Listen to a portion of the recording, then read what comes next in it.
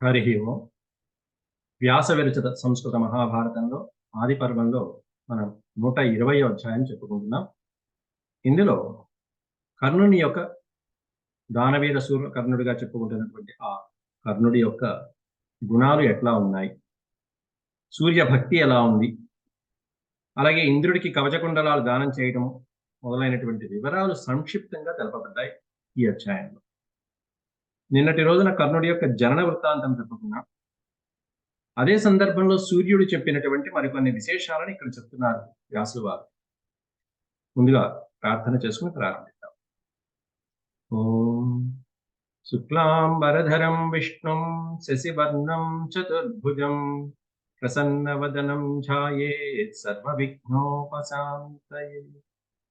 వ్యాసం వసిష్ఠనప్తారం శక్తేః పౌత్రమకల్మషం పరాశరాత్మజం వందే సుఖతాతం తపోనిధిం. వ్యాసాయ వ్యాసరూపాయ విష్ణవే నమో వై బ్రహ్మనిధయే వాసిష్ఠాయ నమో నమః. నారాయణం నమస్కృత్య నరం చైవ నరోత్తమం దేవీం సరస్వతీం వ్యాసం తతో జయముదీరయే. శ్రీ గురుభ్యో నమః. ఆది పర్వంలో 120వ అధ్యాయంలో మనం 30 శ్లోకాల వరకు చెప్పుకున్నాం. ఇందులో కుంతీదేవి దుర్వాసుడు ఇచ్చినటువంటి మంత్ర ప్రభావంతో సూర్య భగవానుణ్ణి ఆహ్వానించడం, సూర్య భగవానుడు వచ్చి పుత్రుణ్ణి ప్రసాదించడం అంతవరకు నిన్నటి రోజున 30 శ్లోకాల వరకు చెప్పుకున్నాం. అయితే ఆ పుట్టినటువంటి ఆ పిల్లవాడు ఎలా పుట్టాడు, ఆయన యొక్క గుణగణాలు ఏమిటి అనేటువంటివి ఏవముక్తా తతః కుంతీ సంప్రహృష్టతనూరుహా సంగతా భూత్తదా శుభ్రూరాదిత్యేన మహాత్మనా ప్రకాశకర్మాతపనః కన్యాగర్భం దదౌ పునః. ప్రకాశకర్మాతపనః అంటే కాంతి కిరణాలతో ప్రకాశాన్ని కలిగించేటువంటి ఆ సూర్య భగవానుడు, తాపాన్ని కలిగించేటువంటి ఆ సూర్య భగవానుడు కన్యాగర్భం దదౌ పునః కుంతీదేవికి గర్భాన్ని ఇచ్చాడు కన్యగా ఉండగానే. అంతేకాకుండా తత్ర వీరః సమభవత్ సర్వశస్త్రభృతాంబరః సమస్తమైనటువంటి వీరులందరిలో కల్లా శ్రేష్టమైనటువంటి వీరుడు జన్మించాడు ఈ కుంతీదేవి గర్భాన మొదటి సంతానంగా కర్ణుడు. ఆముక్త కవచః శ్రీమాన్ దేవగర్భశ్రియాన్వితః సహజం కవచం బిభ్రత్ కుండలోద్యోతితాననః. ప్రకాశవంతమైనటువంటి కవచ కుండలాలతో సహజమైనటువంటిది. సహజం కవచం అంటే పుట్టుకతోనే మన చర్మము అంగాలు ఎలా పుట్టాయో అట్లా అంగానికి అతుక్కుని ఉన్నటువంటి చర్మం.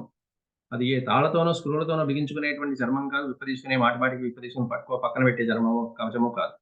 సహజంగా మన చర్మంతో పాటు వచ్చినటువంటి కవచం అది. అట్లాంటి కవచాన్ని కుండలాలతో పాటుగా ప్రకాశవంతమైనటువంటి జ్యోతితాననః అద్భుతమైనటువంటి ప్రకాశవంతమైనటువంటి ఆ ఆభరణాలతో పాటుగా ఆముక్త కవచ.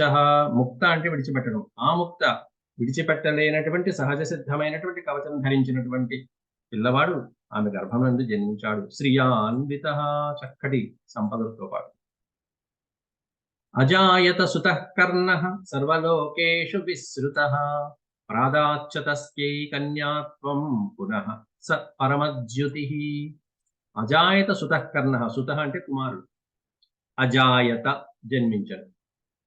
వారిద్దరికి కూడా కుమారుడిగా కర్ణుడు జన్మించాడు.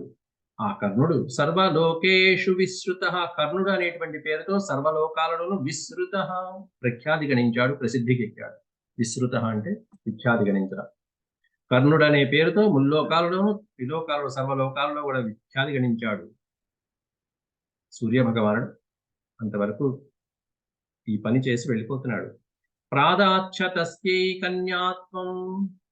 కన్యాత్వం పునఃస పరమద్యుతి. పరమద్యుతి పరమకాంతి కలిగినటువంటి ఆ సూర్య భగవానుడు మళ్ళీ పునః తస్యై కన్యాత్వం ప్రాదాత్ తిరిగి కన్యత్వం ఇచ్చేశాడు.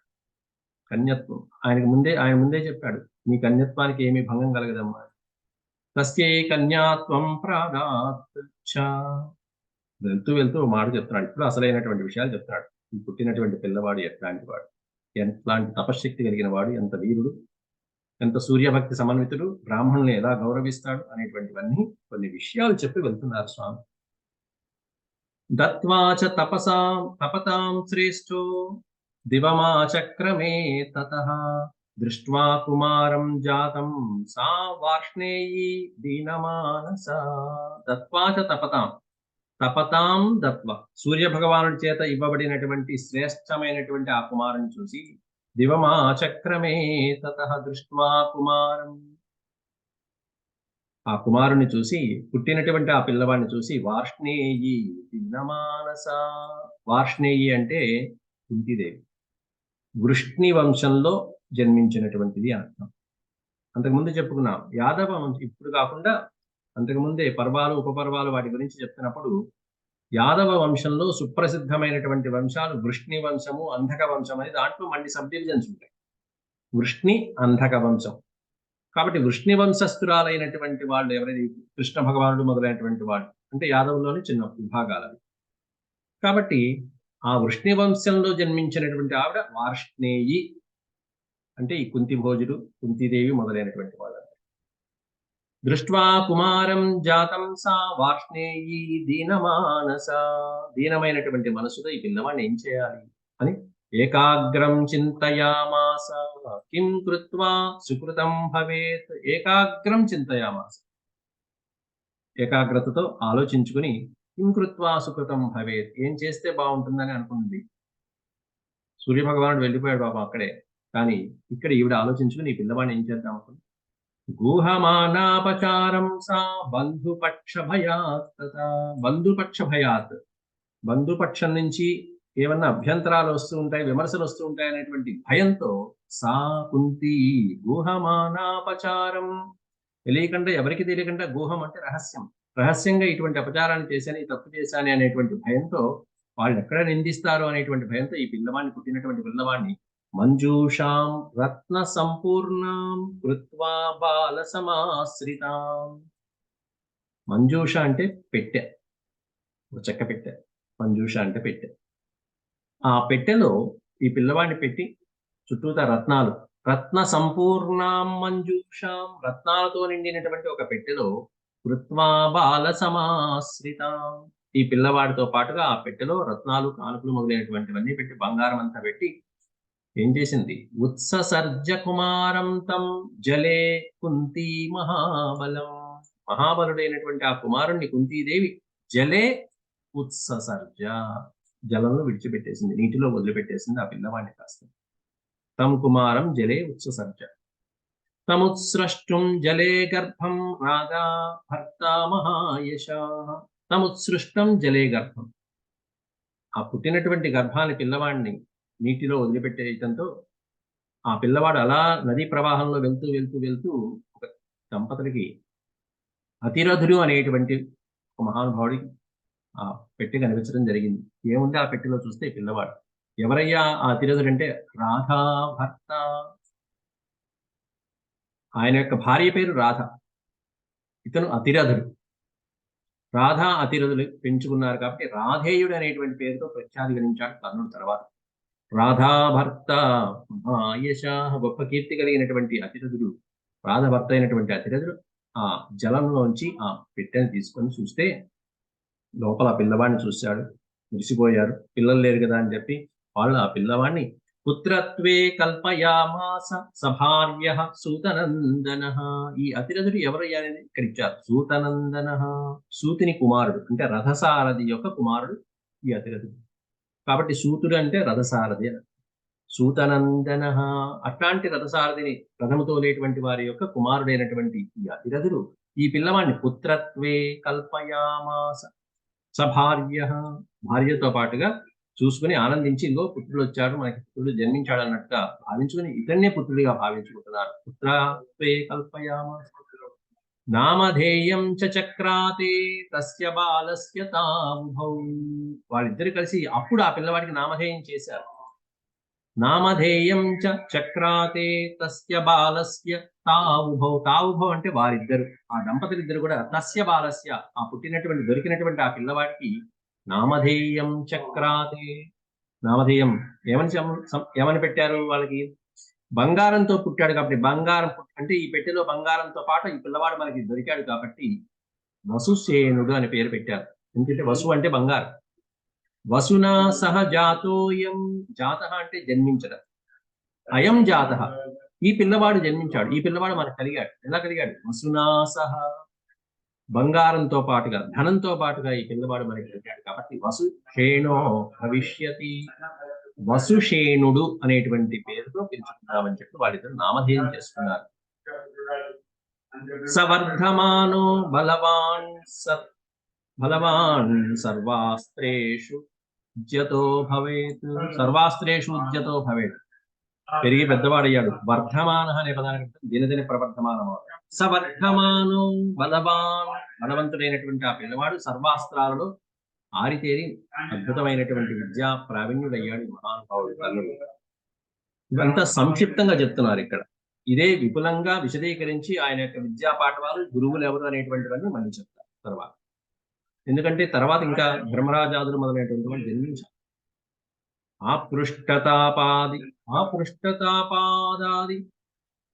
ఆపృష్టతాపాదిత్యం ఉపాతిష్ఠత వీర్యవాన్.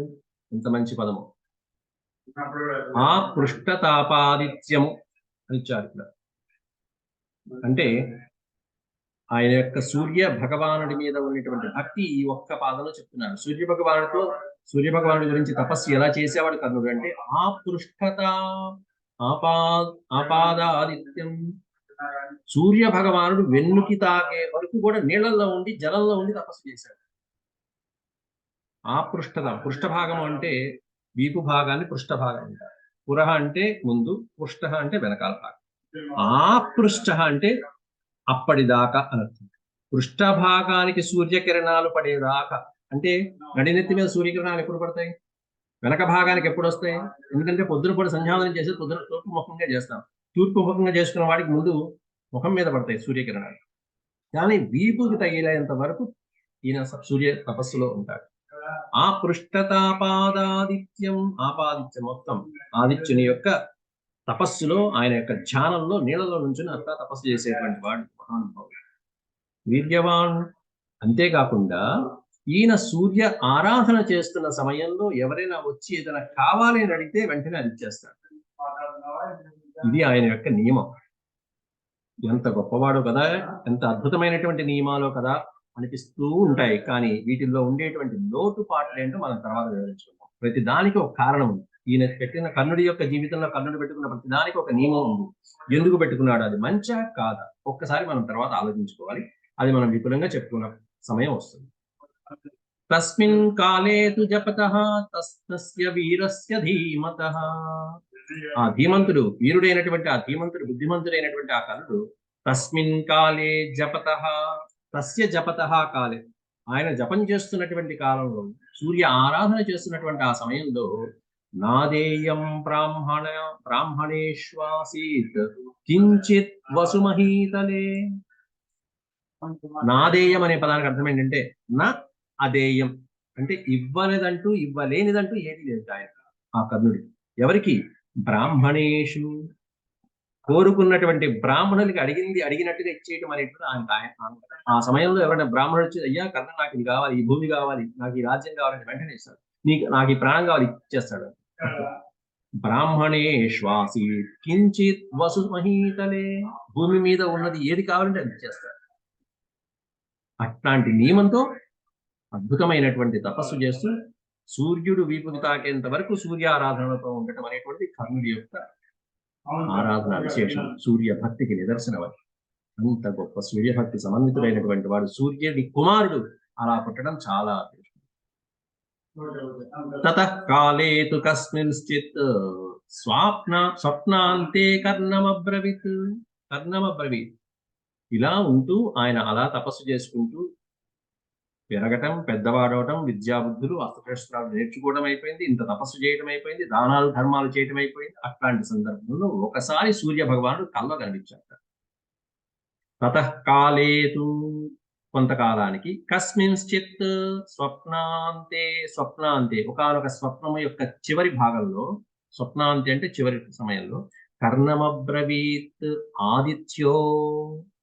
ఆదిత్యుడు కర్ణుడితో ఈ విధంగా చెప్పాట. ఎలా వచ్చాడు ఆదిత్యుడు కలలో అంటే బ్రాహ్మణో భూత్వా, బ్రాహ్మణుడి వేషంలో వచ్చాడు ఆదిత్యుడు. సూర్య భగవానుడు అంటే తండ్రే బ్రాహ్మణుడి వేషంలో వచ్చి కర్ణమబ్రవీత్, కర్ణుడితో అంటున్నాడు, శృణు వీరవచో మమ, ఓ వీర, మమ వచః శృణు, ఆయన వీరకర్ణ నా మాట విను ఆయన నీకు చెప్తున్నానని మర్నాడు జరగబోయే ఒక ఘటనని చెప్పి వెళ్ళిపోతున్నాడు సూర్య భగవానుడు. ఇది ఇప్పుడు జరిగింది కాదు, ఇప్పుడు జస్ట్ ఇప్పుడే కర్ణుడు పుట్టాడు. కానీ ఇప్పుడు చెప్పుకోబోయే టాపిక్ అంతా కూడా ఎప్పుడో యుద్ధం ముందు జరగబోయేటువంటిది ఇక్కడ మనకి సంక్షిప్తంగా ఇస్తున్నారు వ్యాసులు వారు, అంతేగాని ఇప్పుడే జరగల. ధర్మజాతులు పుట్టక ముందు జరిగింది కాదు. ఎందుకంటే రేపు ఇంద్రుడు వస్తున్నాడు కాబట్టి నువ్వు కవచ కుండలాలు ఇవ్వమాపని సూర్యుడు కళ్ళలోకి వచ్చి చెప్తాడు. సాక్షాత్తు తండ్రి వచ్చి కళ్ళలో చెప్తున్నాడు. అది ప్రభాతాయాం రజన్యాం వామాగమిష్యతి వాసవః. ప్రభాతాయాం రజన్యాం, ఆయన తెల్లవారుతూ ఉండగానే ఈరోజు ప్రభాతాయాం రజన్యాం, ఏదో సమయంలో వామాగమిష్యతి వాసవః. వాసవః అంటే దేవేంద్రుడు. దేవేంద్రుడు నిన్ను సమీపిస్తాడు, నీ దగ్గరికి వస్తాడు. అతనికి భిక్ష ఇవ్వ మాత్రం. నతస్య భిక్షా దాతవ్య, దాతవ్య అంటే ఇవ్వటం, నదాతవ్య తస్య భిక్ష నదాతవ్య, అతనికి ఏదో అడుగుతాడు, అడిగిన భిక్ష ఇవ్వ మాత్రం. అది కూడా ఎలా వస్తాడో సూర్య భగవానుడు బ్రాహ్మణుడి రూపంలో వచ్చి ముందే చెప్పేస్తున్నాడు. అంత పేపర్ లీక్ చేసేస్తున్నాడు అన్నదిన్నట్టుగా సూర్య భగవాను. క్వశ్చన్ పేపర్ లీక్ అయింది అంటే రేపు జరగబోయేటువంటిది ఇంద్రుడే వచ్చి ఇలా భిక్ష అడుగుతాడు, నువ్వు ఇవ్వమాప అని చెప్పి చెప్తున్నాడు. అంటే సూర్యుడు ఇంద్రుడికి అన్యాయం చేస్తున్నట్టేగా. మరి దేవతల్లోనే దేవతలు చూసారా, ఆయన దేవతని కోఆపరేట్ చేసుకోవాలా లేదా? కానీ ఎంతైనా తండ్రి కదా, అందువలన ఇక్కడ కర్ణుడికి స్వయంగా కళలోకి వచ్చి మరీ చెప్తున్నాడు, నాయన నువ్వు ఇలా చేయమాకు. మరి తండ్రి చెప్పిన మాట వినాలా లేదా? కర్ణుడు విన్నాడా? అదేంటో తర్వాత చూద్దాం. నతస్య భిక్షాదాతవ్య విప్రరూపీ భవిష్యతి. విప్ర రూపంలో, బ్రాహ్మణ రూపంలో వచ్చినటువంటి ఆ దేవేంద్రుడు భిక్ష అడుగుతాడు.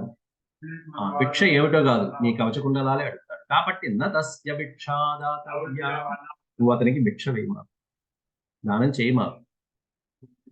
నిశ్చయోస్యాపహర్తుం తే కవచం కుండలే తథా. నిశ్చయోస్యాప్యపహర్తుం తే కవచం కుండలం తథా. ఇదిగో నీ కవచ కుండలాన్ని హరించడానికి అపహర్తం అని స్పష్టంగా చెప్పాడు సూర్య భగవానుడు. ఇంతకంటే వివరంగా ఏ తండ్రి చెప్తాడండి కొడుక్కి? నీ కవచ కుండలాలను అపహరించడానికి తప్పకుండా వస్తున్నటువంటి వాడు ఆ ఇంద్రుడు. నిశ్చయంగా, సందేహం లేదు ఇందులో. కాబట్టి అతస్త్వాం బోధయాం యేష, అందువల్ల నేను నీకు బోధించడానికి వస్తున్నాను, ఈ విషయం నీకు చెప్పడానికి వస్తున్నానయ్యా. స్మర్తాసి వచనం మమ, మమ వచనం స్మర్తాసి, మాట గుర్తుంచుకో కర్ణ అంటూ సూర్య భగవానుడు ముందే మొత్తం అంతా విషయం చెప్పేశాడు. ఒక్కసారి లేచి చూసుకున్నాడు, ఏమిటి ఇది నిద్ర కళ? కళే ఇది జరిగింది. సూర్య భగవానుడు బ్రాహ్మణుడు వచ్చి చెప్పారు, ఎవరు నాయన నువ్వు అంటే నేనే తండ్రి అని చెప్పేసి పొద్దున్నే వెంటనే క్లారిఫై చేసుకున్నాడు కూడా సూర్య భగవానుడు. అప్పుడు మళ్ళీ సూర్యుడు చెప్పాడు, నేనే వచ్చాను కాబట్టి ఇవ్వమాపు అని కూడా కన్ఫర్మ్ చేశాడు సూర్య భగవానుడు. అయినా సరే కర్ణుడు ఒకటి చెప్పాడు, నాకు నియమం ఉంది కదా, నీకు తెలుసు కదా, బ్రాహ్మణుడిగా వచ్చినటువంటి వాడికి ఏదైనా నేను కాదనకుండా ఇచ్చేస్తా కదా, నేను అది మాత్రం కాదని. నేను బ్రాహ్మణుల మీద అంత గౌరవం ఉంది కర్ణుడు. అదే ఇంద్రుడైనా సరే బ్రాహ్మణ వేషంలో వచ్చాడు, అయినా అట్లా బ్రాహ్మణ వేషంలో వచ్చినటువంటి వాడికి ఎవరికైనా నేను ఇచ్చేస్తాను. అది ఇంద్రుడా, చంద్రుడా, సాక్షాత్ ఎవరైనా సరే, సాక్షాత్ అర్జునుడైనా సరే, ధర్మరాజైనా సరే ఇచ్చేస్తాను. ఏది అడిగితే అది ఇచ్చేస్తాను బ్రాహ్మణ వేషంలో వస్తాను. అది నా నియమం. కాబట్టి ఇంకేదన్నా విషయం చెప్పన్నాడు కర్ణుడు. కర్ణ ఉవాచ శక్రో మాం విప్రరూపేణ యది వై యాచతే ద్విజ అన్నాడు. ఇక్కడ తండ్రిని ద్విజ అని సంబోధించాడు, బ్రాహ్మణోత్తమ అని. ఎందుకంటే ఆయన బ్రాహ్మణ రూపంలోనే వచ్చాడు సూర్య భగవానుడు. శక్ర దేవేంద్రుడు, శక్ర మాం విప్రరూపేణ యది వై యాచతే, బ్రాహ్మణోత్తముడి రూపంలో యాచించడానికి వస్తే గనక, అడగటానికి వస్తే గనక, కథం తస్మై న దాస్యామి, తస్మై కథం న దాస్యామి, ఆయనకి ఇవ్వకుండా ఎలా ఉంటాను నాన్న అంటూ సూర్యుడితో ఆర్గ్యుమెంట్ చేస్తున్నాడు కదా. కథం తస్మై న దాస్యామి, బ్రాహ్మణోత్తముడి రూపంలో వచ్చినటువంటి వాడు ఇంద్రుడైనా సరే యథాచాస్మ్యవబోధిత, నువ్వు అన్నట్టుగా నేను ఆయనకి ఇవ్వకుండా ఎలా ఉంటాను. ఆయన బ్రాహ్మణోత్తముడి రూపంలో వచ్చినప్పుడు విప్రాహ పూజ్యాస్తు దేవానాం, దేవతలకి కూడా బ్రాహ్మణులు పూజనీయులై కదా. బ్రాహ్మణులు కేవలం మానవ మాత్రుడికే పూజనీయులు కాదు, దేవతలకి కూడా బ్రాహ్మణులు పూజనీయులైనటువంటి వాళ్ళు కదా. అట్లాంటిది నేను పూజించకుండా ఎలా ఉంటాను? విప్రాహ పూజ్యాస్తు దేవానాం సతతం ప్రియమిచ్చతాం. సతతం ప్రియమిచ్చుతాం అనే దానికి అర్థం ఏంటంటే నిరంతరము వాళ్ళ ప్రియం చేకూరాలని కోరుకున్నటువంటి వాడు ఎవడైనా సరే బ్రాహ్మణుని పూజిస్తూ ఉంటాడు. నాకు నా కుటుంబానికి మంచి జరగాలి అనుకున్నటువంటి వాడు చేయాల్సిన పని ఏంటంటే బ్రాహ్మణుని పూజించడం అంతే. విప్రాః పూజ్యాస్తు దేవానాం సతతం ప్రియమిచ్చతాం. సతతం అంటే నిరంతరం ప్రియమును కోరుకునేటువంటి వాడు దేవానాం, దేవతల చేత కూడా పూజించబడేటువంటి విప్రుల్ని పూజిస్తూ ఉండాలి. అక్కడ నుంచి ఇంకేం లేదు. దీనికి ఇంకా బ్రహ్మాండమైనటువంటి నిదర్శనం ఏంటంటే రాజసూయ యాగంలో శ్రీకృష్ణ పరమాత్ముడు చేసినటువంటి పని. అందరూ తలో పని పంచుకున్నారు రాజసూయ యాగం. ధర్మరాజు రాజసూయ యాగం చేస్తారు. ఒక్కడు నకులుడో పని, భీముడో పని, కృష్ణుడు చేసినటువంటి పని ఏంటంటే ధర్మజ నాకు ఒక పని అప్పచెప్పయ్యా, నాకు ఇష్టమైనటువంటి పని నేను చేస్తాను. ఏంటి కృష్ణ, ఏం కావాలంటే వచ్చినటువంటి బ్రాహ్మణోత్తముల పాదాలు నేను కడుగుతానయ్యా అంటారు కృష్ణుడు సాక్షాత్. ఇంకేమక్కర్లేదు. కాబట్టి నాకు పని అప్పచెప్పాలి. అందువల్ల ఇక్కడ దేవానాం పూజ్యాస్తు విప్రాః, దేవతల చేత కూడా పూజించబడేటువంటి బ్రాహ్మణోత్తములు, అట్లాంటి వాళ్ళని పూజించడం కంటే ఇంకేం కావాలన్నా? నువ్వేమన్నా వద్దంటావు, నాకేమన్నా నియమం కూడా ఉండదు. కాబట్టి విప్రుడుగా వస్తే నేను కాదు. కాబట్టి తండ్రి మాటని పక్కన పెట్టేశాడు. ఆయనకున్న నియమమే గొప్పదనుకున్నాడు, ధర్మం అనుకున్నాడు. తం దేవదేవం జానన్ వై నశక్యోస్మి అవమంత్రణే, నశక్తోస్మి అవమంత్రిణే. కాబట్టి ఆ వచ్చినటువంటి బ్రాహ్మణోత్తముడిని కాదనకుండా పంపించడం నా తరం కాదు, అతన్ని అవమానించి పంపించడం నా తరం కాదు, రిక్తహస్తాలతో పంపించడం నా తరం కాదు. తం దేవదేవం జానన్ వై, అతడు దేవదేవుడైనటువంటి, దేవతలకే దేవుడైనటువంటి ఇంద్రుడని తెలిసి కూడా బ్రాహ్మణుడిగా వస్తే మాత్రం వదిలిపెట్టాలి, ఆయనకు కావాల్సింది ఇచ్చేస్తాను అన్నాడు. వీడు మూర్ఖుల్లా ఉన్నాడు, వినేట్లేడని చెప్పి సూర్య భగవాన్ ఇంకొక ఆప్షన్ పెట్టాడు. ఎందుకంటే ఎన్నో అంత స్పష్టంగా చెప్పినా కూడా ఇబ్బందులు నాయన, నీ ప్రాణాలు పోతాయని చెప్పి అన్నప్పుడు, సరే నాన్న బాగా మంచి పని చేస్తూ చాలా చక్కగా గొప్ప ఉపాయం చెప్పి అసలు ఇవ్వను నేను అనాలి కదా. తండ్రి చెప్పినప్పుడు తండ్రి మాటల్లో వినాలి కదా. కానీ నియమం పెట్టుకున్నాడు. ఆ నియమము దాని వెనకాల ఉన్నటువంటి ఒక లొసుగేంటో మనం తర్వాత చెప్పుకుంటాం. అసలు భారతంలో వచ్చినప్పుడు చెప్తారు, దాంట్లోనే వివరంగా చెప్పారు. అయితే ఇక్కడ సూర్య ఉవాచ, సూర్య భగవానుడు యజ్జేవం శృణు మే వీర, ఓ వీర, సరే అయితే నీ నియమం అలాగే అనుకుంటే, నువ్వు నీ మాట మీద నిలబడినట్టయితే, యజ్జేవం నువ్వు నీ మాట మీదే ఉన్నట్టయితే, శృణు మే వీర, నా మాట ఒకటి విను ఆయన, వరం తే సోపి దాస్యతి, ఒకవేళ నువ్వు అతనికి తగినటువంటి దానం ఇచ్చిన తర్వాత, తే వరం దాస్యతి, అతడు కూడా నీకు ఒక వరం ఇస్తాడు. తప్పకుండా ఇంద్రుడు వరాలు ఇచ్చేటువంటి వాడు. నువ్వు దానం ఇవ్వగానే అతని నుంచి ఒక వరం పుచ్చుకో. ఏమిటి ఆ వరం అంటే, శక్తిత్వమపి యాచేథాః సర్వశత్రు విబాధిని, మొత్తం సమస్తమైనటువంటి శత్రువుల్ని సంహరించగలిగినటువంటి శక్తి కలిగినటువంటి ఒక అద్భుతమైనటువంటి ఆయుధం ఇంద్రుడి దగ్గర ఉంది. అట్లాంటి శక్తి త్వమపి యాచేథ, నువ్వు కూడా యాచించు, యాచేథ నువ్వు కూడా యాచించరా అబ్బాయి అని చెప్పి సలహా ఇస్తున్నాడు సూర్యుడు. త్వమపి శక్తిం యాచేథ, ఏమి యాచించాలో కూడా ఒక క్లూ ఇచ్చేశాడు అక్కడ కర్ణుడికి. ఇంద్రుడి దగ్గర అద్భుతమైనటువంటి ఒక శక్తి ఆయుధం వెపన్ ఉంది, అద్భుతమైనటువంటి. కాబట్టి దాన్ని యాచించు నువ్వు, ఆ శక్తి ఆయుధాన్ని యాచిస్తే అది నీ యొక్క శత్రువుని నాశనం చేయగలదు, అర్జునుని నాశనం చేయగలదు. దాంట్లో నమ్ముతాడు. ఓహ్ ఇదేదో బాగుంది అనుకున్నాడు కర్ణుడు కాస్త. ఇంకే మరి ఇదైతే ఓకే. ఇంకా వైశంపాయన ఉవాచ ఏవముక్త్వా దివ్య స్వప్నే తత్రైవాంతరధీయత, సూర్య భగవానుడు బ్రాహ్మణోత్తముడి ద్విజుడి రూపంలో వచ్చి ఏవముక్త్వా ఇంతవరకు పలికి, స్వప్నే తత్రైవ అంతరధీయత, అక్కడే అంతర్ధానమైపోయాడు సూర్య భగవానుడు. కాస్త కుమారుడైన కర్ణుడికి ఒక చిన్న సలహా ఇచ్చి పొద్దునే చూసుకున్నాడు కర్ణుడు లేచి. కర్ణ ప్రబుద్ధస్తం, ప్రబుద్ధ అప్పుడు లేచాడు నేర్చుకున్నాడు. కర్ణ ప్రబుద్ధస్తం స్వప్నం చింతయానో భవత్తదా, వచ్చినటువంటి స్వప్నం గురించి ఆలోచించాడు నిద్ర నుంచి లేవగానే. స్వప్నంలో ఇలా వచ్చారు, ఇలా వద్దన్నారు బ్రాహ్మణోత్తముడు అని చెప్పి మొన్నాడే సంధ్యావందనం చేసుకుంటూ సూర్యభగవాన్, నాన్న మీరేనా వచ్చింది? అవును నాయన నేనే జరుగుతుంది. తమింద్రో బ్రాహ్మణో భూత్వా పుత్రార్థం భూత భావన, బ్రాహ్మణోత్తముడి వేషంలో ఇంద్రుడు వచ్చేసాడు, రావటం కూడా అయిపోయింది. తమింద్రో బ్రాహ్మణో భూత్వా పుత్రార్థం భూత భావన. ఈ కుమారుడి కోసం, ఈ కర్ణుడి కోసం ఇంద్రుడు బ్రాహ్మణ వేషంలో కుండలే ప్రార్థయామాస కవచం చ మహాద్యుతి. కుండలం ప్రార్థయామాస కవచం చ.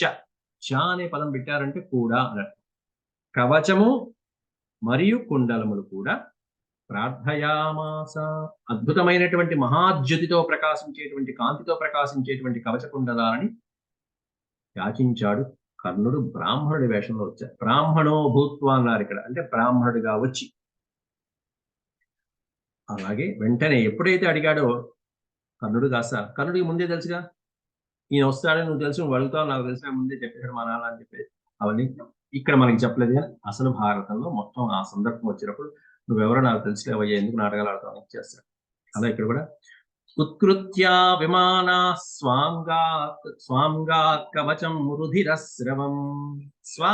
స్వాంగాత్ అనే పదం పెడితే స్వ ప్లస్ అంగాత్, తన యొక్క శరీరము నుండి కవచం రుధిరస్రవం. రుధిరము అంటే నెత్తురు, నెత్తురు కారుతున్నటువంటి నెత్తురు స్రవిస్తున్నటువంటి కవచాన్ని తన యొక్క శరీర భాగం నుంచి ఉత్కృత్యా విమాన, ఉత్కృత్య మొత్తం చాకుతో కోసి నెత్తురు కారుతున్నటువంటి ఆ కవచాన్ని కాస్త కర్ణుడు కాస్త దేవేంద్రుడి చేతిలో పెట్టాడు. కర్ణౌ పార్శ్వే చ ద్వే చిత్వా ప్రాయచ్చత్ సకృతాంజలి. చెవులకు ఉన్నటువంటి కర్ణౌ కుండలాలు ఏవైతే ఉంటాయో ఆ కుండలాలు కూడా ఛేదించి చక్కగా కృతాంజలి నమస్కారం చేసి మరి ఇచ్చాడు మహానుభావుడు ఆ కర్ణుడు. నెత్తురు కారుతూ తన దేహాన్ని త్యాగం చేసినట్టే ఒక రకంగా. మహాదానం, గొప్ప దానం, చాలా గొప్ప దానం, అద్భుతమైన దానం, ఎవరు సాహసించలేనటువంటి దానం. ఈ కవచం ఉన్నంత వరకు కూడా కర్ణుడికి ప్రాణహాని ఉండదు. ఒకసారి కవచం తొలగిపోయిందా కర్ణుడిని ఎవరైనా సంహరించవచ్చు, అర్జునుడు లాంటి వాడు. అయితే కర్ణుడికి తన శక్తి మీద తనకి నమ్మకం ఉంది. కర్ణుడి కంటే గొప్ప ఇలుకాడనే నమ్మకం ఉన్నది. ఇతనికే కాదు, దుర్యోధనుడికి కూడా ఉంది. ఇదంతా ఎప్పుడు జరిగిందంటే యుద్ధానికి వెళ్ళబోయే ముందు జరిగిన సంఘటన ఇక్కడ కొంత చెప్తున్నారు. తర్వాత వివరంగా యుద్ధానికి వెళ్ళబోయే ముందు ఈ ఇంద్రుడు రావటం, ఏం మాట్లాడారు, వాళ్ళిద్దరి మధ్య జరిగిన సంభాషణ అంతా వివరంగా ఇస్తారు. అట్లా కవచకుండలాన్ని, నెత్తుడితో కారుతున్నటువంటి కవచకుండలాన్ని తన శరీరం నుంచి ఛేదించి మరీ ఇచ్చాడు. అదిరిపోయాడు. కాస్త దేవేంద్రుడి కళ్ళమ్మ నీళ్లు పెట్టుకున్నాడు. ఏం దానం, నీతిరా దానం అంటే ఇంద్రుడే. ఏది అర్జునుడికి శత్రువైన, కర్ణుడికి శత్రువైన అర్జునుడి తండ్రి వచ్చాడు ఇక్కడ ఇంద్రుడు. అర్జునుడి తండ్రి ఇంద్రుడు, కర్ణుడి తండ్రి సూర్య భగవాన్. అట్లాంటి ఈ కర్ణుడికి శత్రువైన అర్జునుడి తండ్రి ఇంద్రుడు బ్రాహ్మణ వేషంలో వచ్చి అడిగితే, తెలిసి కూడా తన ప్రాణహానికి ముప్పని తెలిసి కూడా కవచాన్ని ఇచ్చాడు. చూసారా శత్రువు తండ్రికి? అది త్యాగం అంటే, అది దానం అంటే. అక్కడ మెచ్చుకున్నారు కర్ణుని అందరూ కూడా. ప్రతిగృహ్యతు దేవేశ తుష్టస్తేనాస్య కర్మణ. ప్రతిగృహ్యతు దేవేశ, దేవదేవుడైనటువంటి ఆ ఇంద్రుడు తుష్ట పరమ సంతోషంతో, ఈ కర్ణుడు చేసినటువంటి ఈ కర్మకి పరమ సంతోషంతో దేవేంద్రుడు ప్రతిగృహ్యతు, నాయన నీకు తిరిగి ఇంకోటి ఇస్తున్నాను తీసుకో. అహో సాహసమిత్యాహ మనసా వాసవో హసన్. అద్భుతమైనటువంటి సాహస కృత్యం చేశావయ్యా అని మనసులోనే మెచ్చుకుని వాసవుడు, వాసవ అంటే దేవేంద్రుడు, సాహసమిత్యాహ అహో, ఆహా ఏం సాహసం చేశావయ్యా కర్ణ, నిజంగా నీలాంటి దానం ఎవరైనా చేస్తాడు. దేవదానవ యక్షాణం గంధర్వో రగరక్షసాం. గంధర్వ రక్షసుల్లో గాని, యక్షర కిన్నర గంధర్వుల్లో గాని, దేవదానవుల్లో గాని నతం పశ్యామి యో హ్యేతత్ కర్మకర్త భవిష్యతి. ఇటువంటి కర్మ చేయగలిగినటువంటి వాడు పైన చెప్పినటువంటి లిస్టులో ఎవరు లేరయ్యా. దేవదానవుల్లోనే లేదు, గంధర్వ అప్సరసల్లో లేరు, యక్ష కిన్నరుల్లో లేరు. నతం పశ్యామి యో హ్యేతత్ కర్మకర్త భవిష్యతి. ఇటువంటి దానం, ఇంత గొప్ప దానం త్యాగం చేయలేనటువంటి వాడు అంతకు ముందు లేరు, నా భవిష్యతి. అంతకు మునిపోయినాడు, అంతకు తర్వాత కూడా కాలం వచ్చేటువంటి కాలంలో కూడా ఇట్లాంటి వాళ్ళు లేరయ్యా. నా భూతో నా భవిష్యత్ అన్నట్టు చెప్పండి. ప్రీతోస్మి కర్మణా తేన కర్మణా ప్రీత అస్మి. ఆ కర్మతో సంతోషపడినటువంటి దేవేంద్రుడు వరం బ్రూహి యదిచ్ఛసి, నీకేదైనా వరం ఉంటే కోరుకోనాయన అన్నాడు సందు. యదిచ్ఛసి వరం బ్రూహి, నీకేదైనా వరం కోరుకోవాలనుకుంటే కోరు, నేను ఇస్తాను అనగానే కర్ణుడు వెంటనే ఇచ్చామి భగవద్దత్తాం శక్తిం శత్రు నిబర్హణ, ఈ ఒక్క మాటతో కర్ణుడు చేసినటువంటి దానం అంతా పోయింది. దానం చేసిన వాడు తిరిగి పుచ్చుకోకూడదు. ఇంకోటి పుచ్చుకుంటే అసలు ఇది దానం కిందకి రాదు. ఆయన వరమిస్తానన్నా అలా తీసుకుంటే ఒకదానికి బదులు తీసుకున్నట్టుగా అవుతుంది తప్ప దానం ఇచ్చింది అవుతుంది. ఆయన ఇస్తా అన్నాడు, ఈయన వెంటనే పుచ్చుకున్నాడు, ఇచ్చిన దానం ఫలితం పోయింది. కానీ ఇక్కడ ప్రాణానికంటే ముందు దేనికి ఇంపార్టెన్స్ ఇచ్చాడంటే, నేను చనిపోయినా పర్వాలా, నా కవచం ఇచ్చేసాను కాబట్టి నేను చనిపోయినా పర్వాలా, ఈ అస్త్రం పుచ్చుకుంటున్నాడు ఇక్కడ. ఈ అస్త్రం దేనికి? ఒక్కడిని చంపడానికి ఉపయోగపడే అస్త్రం. ఎవరైతను? అర్జునుడు. ఇంకెవరున్నాడు? కాబట్టి నేను పోయినా పర్వాలా, అర్జునుడు పోవాలనే కాంక్షతో తీసుకుంటున్నాడు. అది అర్థమైపోతుంది ఇక్కడ. ఇచ్చామి భగవద్దత్తాం శక్తిం శత్రు నిబర్హణి. ఇచ్చామి భగవద్దత్తాం శక్తిం, భగవంతునిచ్చినటువంటి ఆ శక్తి ఆయుధం ఏదో మీ దగ్గర ఉంది కదా, శత్రు నిబర్హణి, శత్రువుల్ని సంహరించి శత్రువుల్ని నిగ్రహించేటువంటి ఆ శక్తి ఆయుధాన్ని ఇచ్చామి, నేను కోరుకుంటున్నానయ్యా బ్రాహ్మణోత్తమ అన్నాడు. దాంతో శక్తిం తస్మై దదౌ శక్రో విస్మయాద్వాక్యమబ్రవీత్, ఆ శక్తిని దదౌ ఇచ్చేశాడు, శక్తి ఆయుధాన్ని. విమల అనేటువంటి ఒక శక్తి ఆయుధం అనొచ్చు, లేకపోతే దాన్ని వాసవీ శక్తి అని కూడా అనొచ్చు. దేవదానవ యక్షాణం గంధర్వోరగ రక్షసాం, దేవదానవ గంధర్వ యక్ష రాక్షసులలో ఎవరినైనా సరే, యస్మై క్షేప్యసి రుష్టః సన్, నువ్వు ఎవరి మీదైతే ఈ శక్తి ఆయుధాన్ని క్షేప్యసి ప్రయోగిస్తావో, యస్మై క్షేప్యసి రుష్టః సన్ సో అనయా న భవిష్యతి, ఆ ప్రయోగించబడిన తర్వాత అతడు న భవిష్యతి, నువ్వు ఎవరి మీదైతే ప్రయోగిస్తావో వాడు నా భవిష్యతి, ఉండనే ఉండడు, వాడు తప్పకుండా మరణిస్తాడు ఈ శక్తి ప్రభావంతో. హత్వైకం సమరే శత్రుం, కాకపోతే ఎంతమందిని సంహరిస్తుంది ఇది అంటే, సమరే ఏకం శత్రుం హత్వ, ఒకే ఒక్క శత్రువుని సంహరిస్తుంది. అది ఎవరినో నువ్వు సెలెక్ట్ చేసుకోవాలి. హత్వైకం సమరే శత్రుం తతో మామాకమిష్యతి, ఇంకో లిటిగేషన్ పెట్టాడు.